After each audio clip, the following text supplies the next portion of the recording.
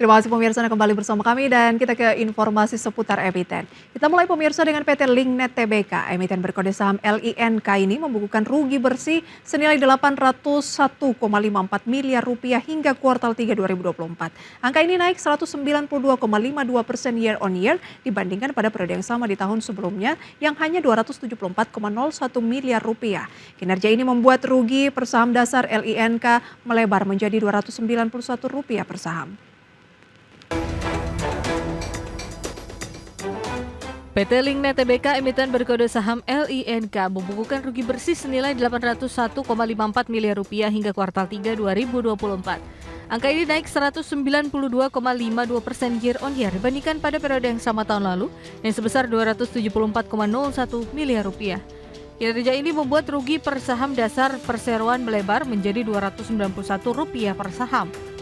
Pendapatan usaha perseroan tercatat menurun 14,41% year on year menjadi Rp1,64 triliun dibandingkan triwulan ketiga tahun lalu yang sebesar Rp1,92 triliun.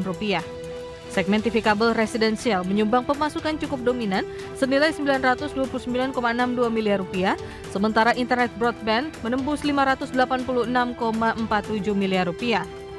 Setelah dipotong sederet beban, termasuk beban penyusutan hingga biaya langsung lainnya, secara operasional perusahaan merugi Rp1,29 triliun menghitung dari operasi yang dilanjutkan. Neraca keuangan menunjukkan total aset meningkat 21,25% year to date menjadi Rp15,32 triliun.